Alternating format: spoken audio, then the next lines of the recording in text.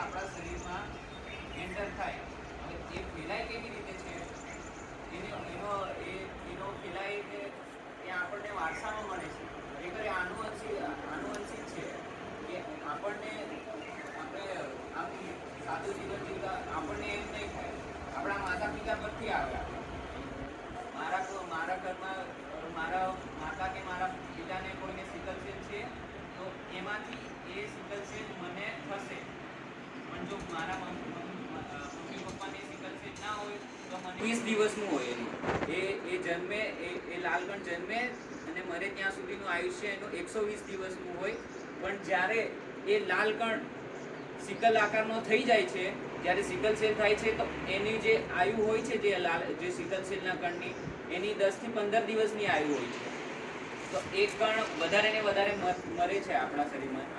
ખરેખર આયુ એની 120 દિવસ હોવી જોઈએ તે હોતી નથી ને શરીરમાં એની આયુ ઘટીને 10 થી 15 દિવસની થઈ ગઈ છે. તો એ જે લાલ કણ જે છે એ આપણને જે હાથ પગનો દુખાવો, છાતીમાં દુખાવો, આ બધા લક્ષણ જે ફેલાય છે તે ખરેખર આ જે લાલ કણ હોય છે આપણા શરીરમાં એ આપણી જે નસ છે શરીરમાં કે જ્યાં આપણા જે દૂરના જે અંગો છે કે જેવું કે હાથ છે, પગ છે, એ દૂર આપણા જે હાથ છે, પગ છે એ અંગો સુધી ઓક્સિજન પહોંચાડવાનું કામ કોણ કરે તો એ લાલ કણ કામ કરે. એ લાલ કણને જો એની નોર્મલ આકારમાં હોય એ ગોળાકાર છે તો એ અને ઉપરથી એમાં લચીલાપણું સિકલ સેલ છે એનો મરવાનો સમયગાળો માત્ર 10 થી 15 દિવસનો છે. તો જે બનવાનો સમયગાળો જ્યારે શું કહેવાય આવક કરતાં જાવક વધારે હોય તો ખોટમાં જઈએ. તેવી જ રીતે જે આપણા જે સિકલ સેલ ખરા જે લાલકણ ખરા એ વધારે ને વધારે માત્રામાં મરે તો એ બરોળમાં સૂજાઓ થાય. જે બરોળમાં સૂજાઓ થાય, બરોળ મોટી થાય એના કારણે પેટમાં દુખાવો થાય. મુખ્ય કારણ એવું હોય.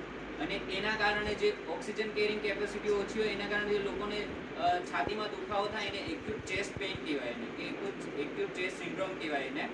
એમાં જે આપણું હૃદય હોય એ હૃદયની સાઇઝ જે નોર્મલ સાઇઝ હોય એના કરતાં થોડી એની સાઇઝ વધી જાય એને કાર્ડિયોમેગાલી કહેવાય ને. એ હૃદયની સાઇઝ વધી ગઈ છે એ કારણ માત્ર સિકલ સેલના લીધે થયું છે. તો એના માટે હવે એના લક્ષણોને કે તમને કીધું એને આપણે કેવી રીતે એને શું કહેવાય કાળજી રાખી શકીએ જો સિકલ સેલ હોય તો આપણને તો તમારે હંમેશા